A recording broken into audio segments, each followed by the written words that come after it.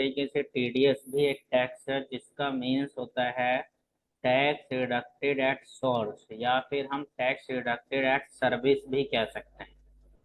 Tax ये deduct किया जाता है सोर्स पर या सर्विस पर, यानी कि किसी भी तरह से होने वाली इनकम पर। ठीक है। तो माइंड में ये क्वेश्चन उठता है कि भाई इनकम पर होने वाला जो हम टैक्स देते हैं उसे तो इनकम टैक्स कहते हैं, लेकिन ये भी इनकम पर होने पर ही टैक्स दिया जाता है, इनकम होने पर ही टैक्स दिया जाता है। लेकिन दोनों में एक छोटा सा डिफरेंस है। क्या डिफरेंस है इनकम टैक्स और टीडीएस में? डिफरेंस ये है कि जो इनकम टैक्स हम फाइल करते हैं वो पूरे साल का एक बार करते हैं, यानी कि साल में एक बार रिटर्न फाइल किया जाता है।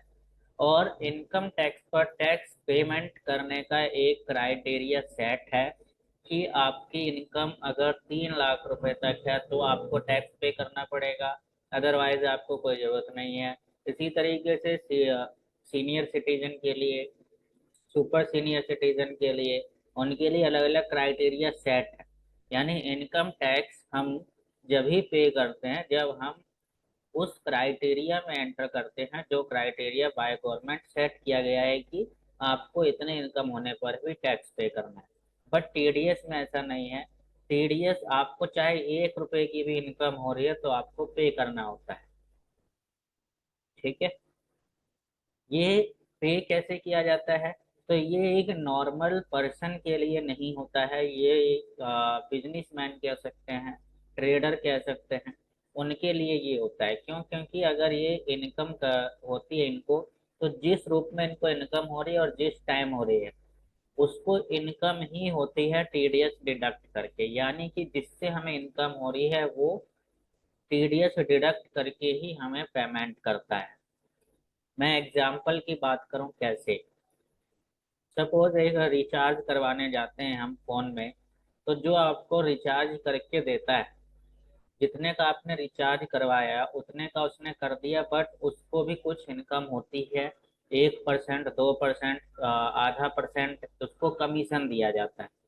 तो जो कमीशन उसको दिया जाता है उसी कमीशन में से ही टीडीएस डिडक्ट कर लिया जाता है, और जिस कंपनी का उसने रिचार्ज किया उस कंपनी से टीडीएस कट के ही इनकम रिसीव होती है। क्लियर है? और जैसे यस सर। आप ऑनलाइन कहीं फॉर्म भरने जाते हैं किसी चीज का, तो फॉर्म भरने जाते हैं तो कई सारी एजेंसीज ऐसी हैं जो सर्विस प्रोवाइड करती है और कहती हैं कि भाई आप हमारे पोर्टल से ये सर्विस प्रोवाइड कीजिए, हम आपको इतने % कमीशन देंगे।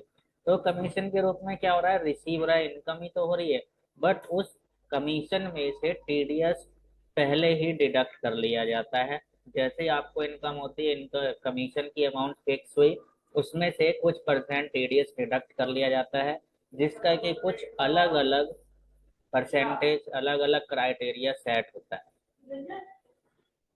हम्म, उधर से आएंगे तो करवा दो। तो जो टीडीएस है वो टीडीएस, अरे यार करवा दो ना, नाम तो वही आएगा, पता तो है आपको। हाँ वही आएगा ना।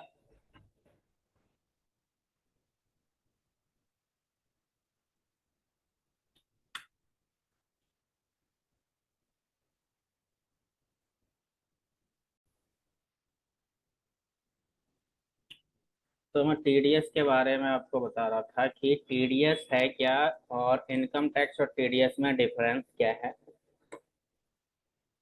तो टीडीएस जो है वो डिडक्ट कौन कौन कर सकता है ये भी माइंड में आता है। क्या हर कोई टीडीएस डिडक्ट कर सकता है या हर किसी का डिडक्ट हो सकता है? और जैसे कि मैं बात करूं एक अलग एग्जांपल की, जैसे मैंने एक अपना ही अपने घर की कोई प्रॉपर्टी बेच दी, जैसे कि सेकंड हैंड कुछ चीज़ था, कंप्यूटर था, लैपटॉप था, मोबाइल था, कुछ ऐसी चीज जो मुझे बेचनी थी मैंने बेच दी। उसे बेच के तो मुझे इनकम ही हुई है, लेकिन क्या उस इनकम पर भी मुझे टीडीएस देना पड़ेगा?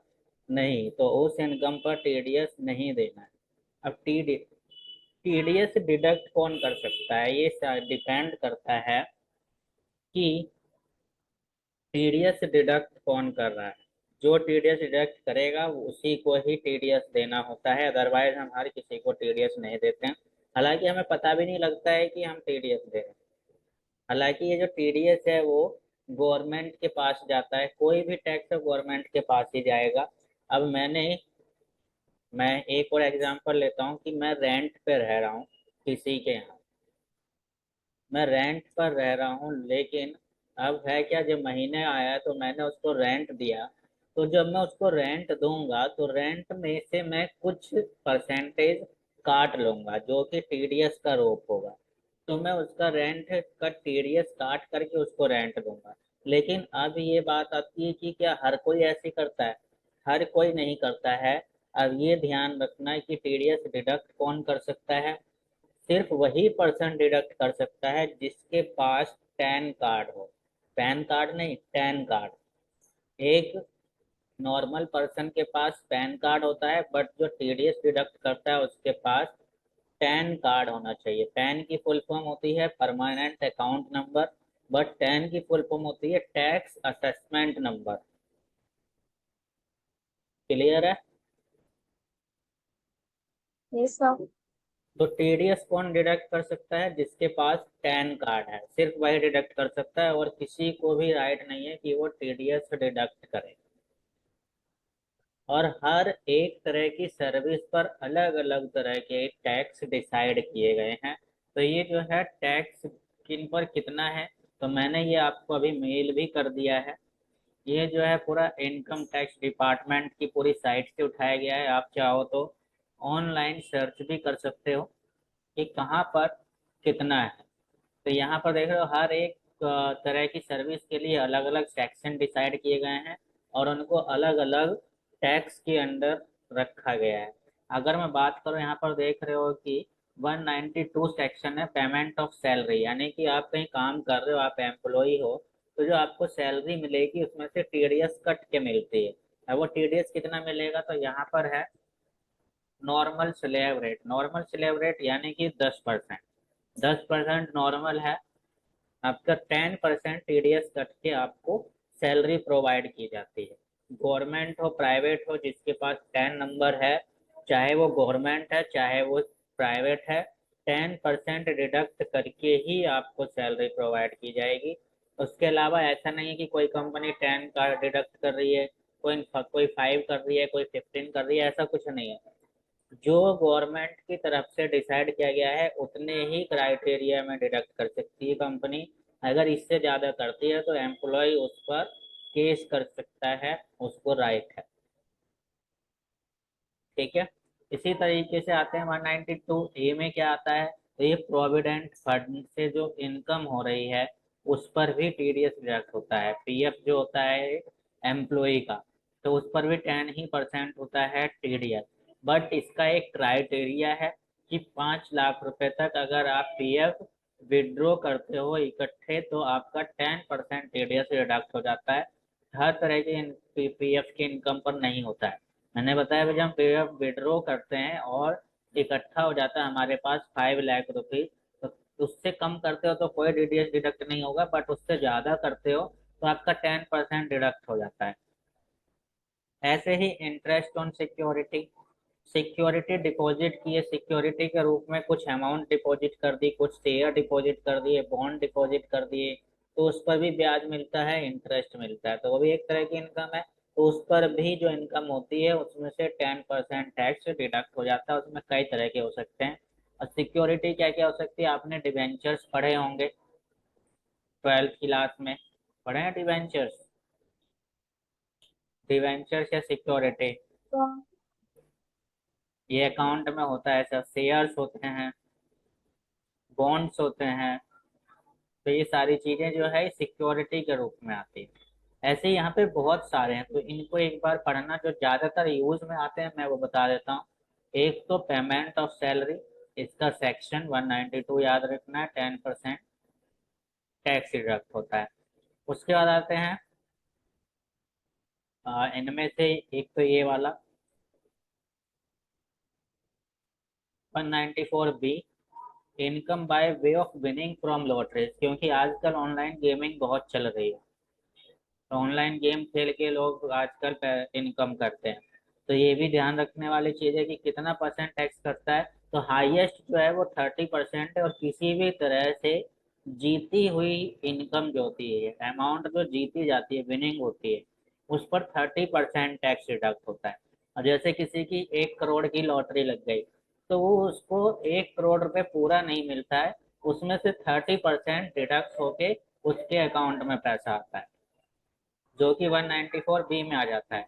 लॉटरी से विनिंग हो रही है, क्रॉसवर्ड पजल से विनिंग हो रही है, कार्ड गेम से हो रही है, तो ये 194 बी में आता है। लेकिन एक और है, एक और से जीती जा सकती है अमाउंट, हॉर्स रेसेस से। तो ये भी टैक्स रेट सेम है, बट इसका सेक्शन अलग किया हुआ है, 194 बी किया हुआ है। तो अभी तक की तीन मैंने बताई, एक 192 जो कि सैलरी के लिए होता है, एक 194 बी, और एक 194 बी, और एक आता है कॉन्ट्रैक्टर जो होते हैं, कॉन्ट्रैक्टर पे काम ले लेते हैं, तो वो भी 194 सी में आता है, और उस पर अलग अलग है। HUF एंड इंडिविजुअल के लिए 1% है, अदर्स के लिए 2 है। HUF जानते हैं आप क्या होता है HUF? ऋषिता, वॉइस आ रही है सर इसकी मेरी? फुल फॉर्म मेरे को याद नहीं है। वो सर आ रही है। ओके, फुल फॉर्म मालूम है इसकी? Hindu undivided family. हाँ, हिंदू अनडिवाइडेड फैमिली।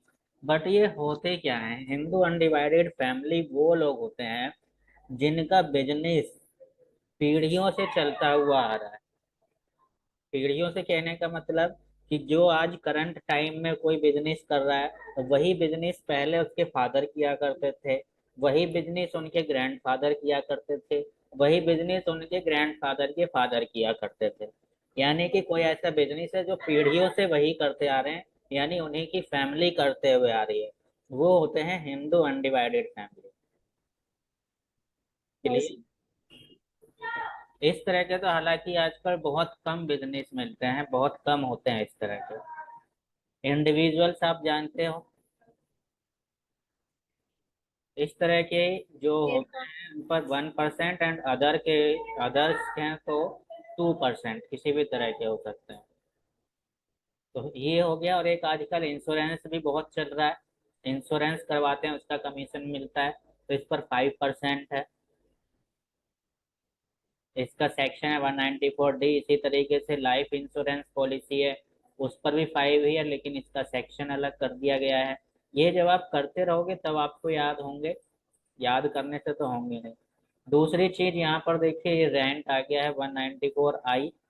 रेंट किस किस का हो सकता है? एक है प्लांट एंड मशीनरी, लैंड और बिल्डिंग, फर्नीचर, फिटिंग्स।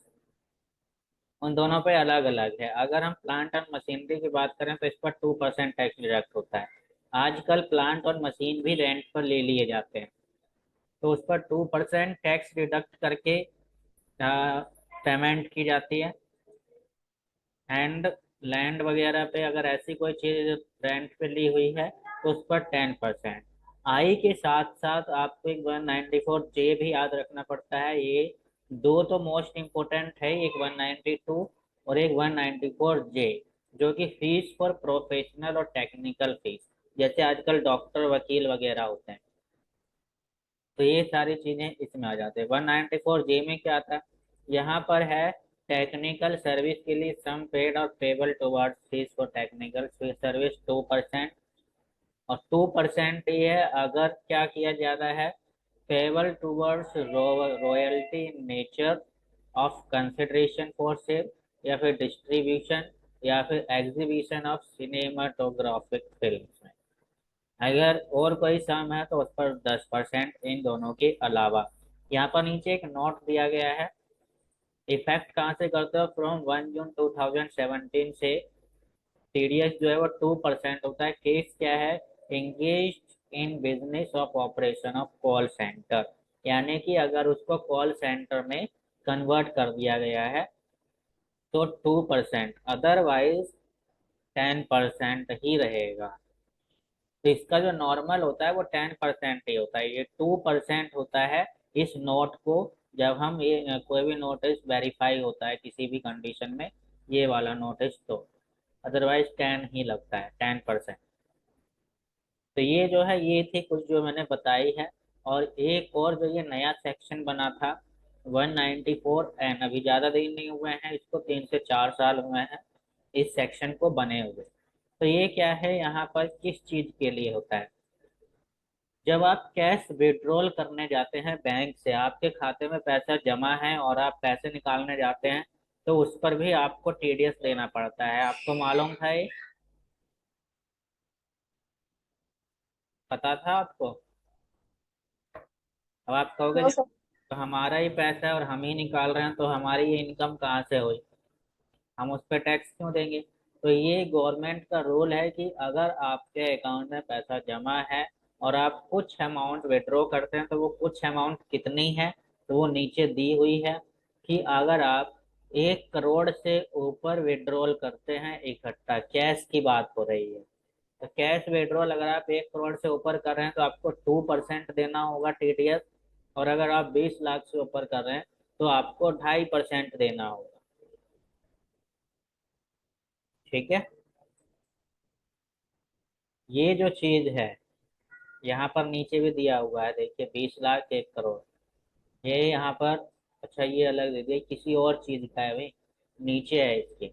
2% अगर आप 20 लाख से ऊपर दे रहे हैं, 5% अगर आप 1 करोड़ से ज्यादा विड्रॉल कर रहे हैं, वहां पर ये गलत टाइप होती है।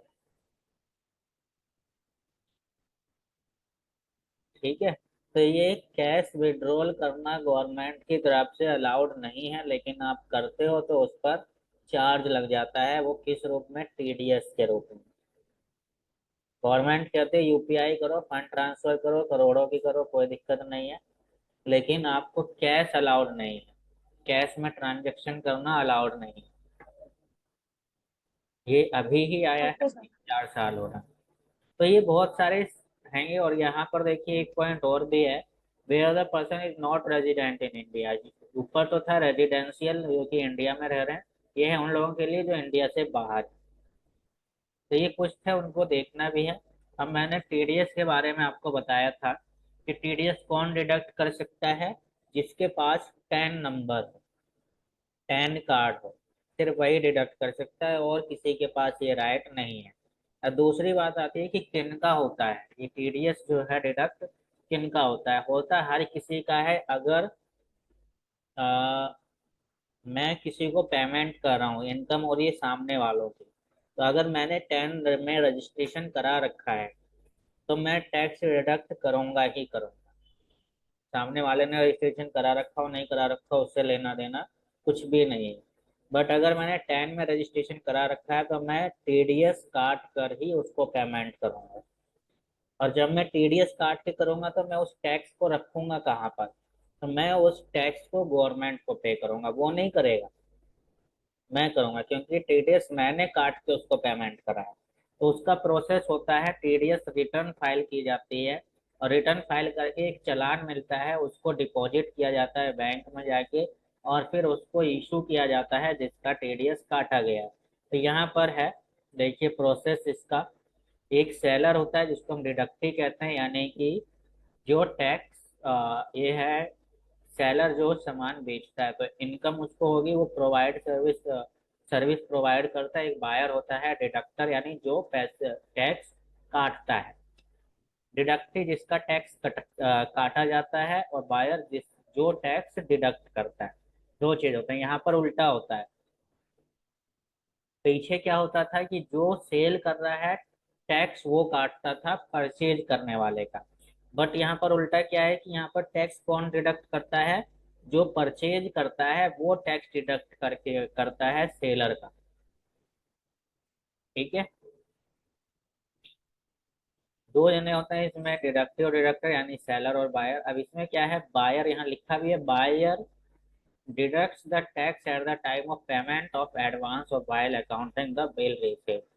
यानी कि जब वो टैक्स टैक्स किस टाइम काटता है, जब वो पेमेंट करता है, या वो एडवांस में कर रहा हो, या जब बिल बन रहा है उस टाइम कर रहा हो, तो बायर टैक्स डिडक्ट करेगा।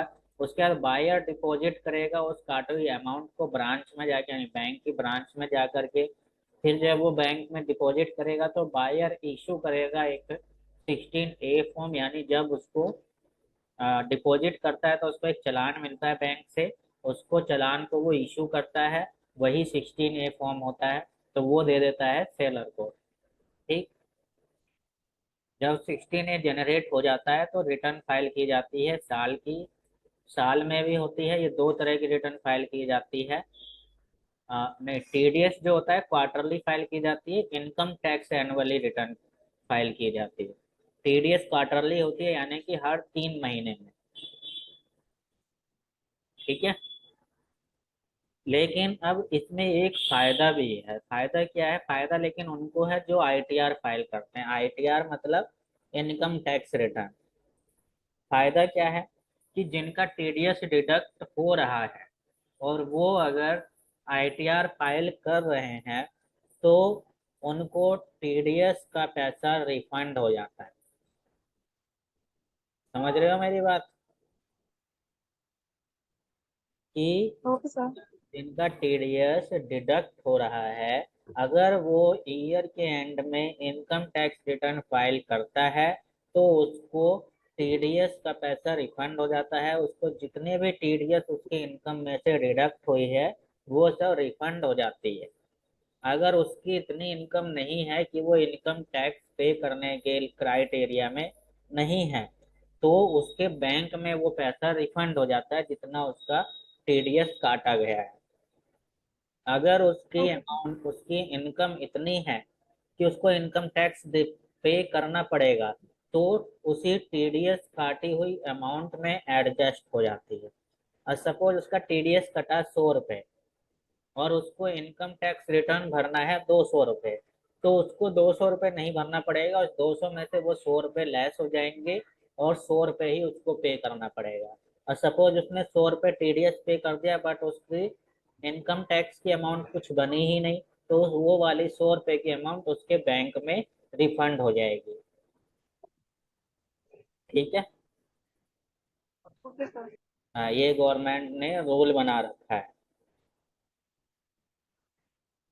जो टीडीएस का पैसा है वो रिफंड हो जाता है, लेकिन किस कंडीशन में? अगर वो आईटीआर फाइल करता है तो। अच्छा, ये यस पैसा सर। रिफंड क्यों होता है? पैसा रिफंड अगर करना ही है तो फिर टीडीएस काटते क्यों है? ये माइंड में क्वेश्चन आ जाता है। तो ये गवर्नमेंट की एक क्लेवरनेस कह सकते हो कि अगर किसी पर्सन को टीडीएस का अमाउंट रिटर्न लेना होगा तो सिंपल सी बात है, आईटीआर फाइल करेगा, है ना। अगर उसको आईटीआर फाइल नहीं भी करता है तो गवर्नमेंट के पास उसकी इनकम का जो हिस्सा था, उसके टैक्स का हिस्सा तो गवर्नमेंट को रिसीव हो गया। अब वो चाहे इनकम टैक्स फाइल करे या ना करे, है ना, तो उससे तो उसको लेना देना है ही नहीं। अब टीडीएस तो उसका पहले ही डिडक्ट हो गया। अब अगर वो इनकम टैक्स रिटर्न फाइल करता है और उसको इतनी इनकम नहीं है कि वो टैक्स के अंडर आता है, तो उसको पैसा रिसीव रिफंड हो जाएगा, अदरवाइज उसको और भरना पड़ेगा। ठीक है। भाई कोई भी पर्सन है, वो अपनी इनकम पे डबल डबल टैक्स क्यों देगा? है ना। अब सपोज मेरी साल में इनकम हो रही है 1 करोड़ रुपए। सपोज साल में इनकम है 1 करोड़ रुपए, मैंने रिटर्न फाइल किया। पहले तो जैसे जैसे इनकम होती चली गई टीडीएस डिडक्ट होता चला गया। सपोज 10 लाख रुपए का टीडीएस टीडीएस भर दिया मैंने। अब फिर मैं साल में के लास्ट में जब आईटीआर फाइल करूंगा तो उस टाइम क्या होगा कि मैं 1 करोड़ ही दिखाऊंगा इनकम। अब जब 1 करोड़ रुपए दिखाऊंगा तो क्या मैं दोबारा 1 करोड़ पे टैक्स दूंगा? भाई 1 करोड़ पे तो मैं टीडीएस दे चुका हूँ पहले ही, कुछ हिस्सा टैक्स का मैं दे चुका हूँ। तो जो 1 करोड़ पे जो भी टैक्स बन रहा होगा उसको हम कैलकुलेट करके देखेंगे कि अभी जो हमारा टैक्स का पैसा बन रहा है उसमें से हमने कितना पैसा टीडीएस के रूप में दे दिया है। तो जितना दे दिया है उसको लेस करके हम देखेंगे जितना अमाउंट बच रहा है, अब हम उसको पेमेंट करेंगे। ठीक है। Okay sir. अभी 100 रुपये में 100 रुपये इनकम हो रही है, 10 रुपये पहले टैक्स के ले लिए, तो क्या मैं दोबारा तो 100 रुपये पे टैक्स दूंगा? भाई एक बार तो ले ही लिए, तो इसीलिए जो एक बार ले लिए उसको हटाओ, लेस करो, तब अगर तब भी बनती है टैक्स की अमाउंट तो हम पे करेंगे, अदरवाइज वो भी हमें रिफंड हो जाता है। क्लियर है? टीडीएस मेरे हिसाब से समझ में आ गया होगा, टीडीएस का प्रोसेस क्या है। प्रैक्टिकल में ज्यादा कुछ नहीं है, इसमें सिर्फ 2 क्वेश्चन है। ठीक है, मैं अभी एक क्वेश्चन करके दिखा दूंगा आपको, क्योंकि ज्यादा कुछ नहीं करना होता है, इसको अपने आप भी करके देखना है, कुछ और एक आध क्वेश्चन अपने आप बनाने हैं और उसको करना भी है। तो एक चीज और ध्यान रखना है कि टीडीएस डिडक्टर के पास तो 10 नंबर होना ही चाहिए, प्लस जिसका डिडक्ट हो रहा है उसके पास पैन कार्ड होना चाहिए। अगर उसके पास पैन कार्ड नहीं है तो उसका टैक्स ज्यादा डिडक्ट हो जाएगा। ज्यादा का मतलब गवर्नमेंट का रूल ये है कि अगर आपके पास पैन कार्ड है तो आपका स्लैब रेट के अकॉर्डिंग टैक्स डिडक्ट होगा। अगर आपके पास पैन कार्ड नहीं है तो आपका हाईएस्ट टैक्स डिडक्ट होगा। हाईएस्ट का मतलब ये कहती है कि 30%, यानी कि जो यहाँ पर स्लैब रेट में दिया गया है, अगर ये हाईएस्ट है तो इतना टैक्स डिडक्ट होगा, अदरवाइज 30% डिडक्ट होगा।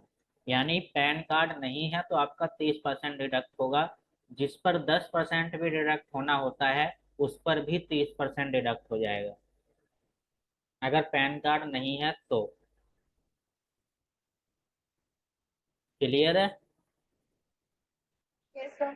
हाँ, इसीलिए पैन कार्ड होना जरूरी है, और एंट्री करते टाइम भी पैन कार्ड की डिटेल डालना जरूरी है। अगर नहीं डालते हो तो उसका ऑटोमेटिक 30% डिडक्ट हो जाएगा, ऑटोमेटिक। अब यहाँ पर मैं दिखा देता हूँ कि पैन कार्ड का फॉर्मेट आपको पता है कैसा होता है।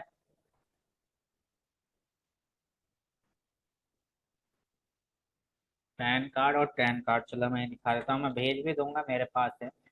पैन कार्ड के नंबर को याद रखने का एक बहुत ही आसान तरीका है, पैन कार्ड भी पैन कार्ड भी।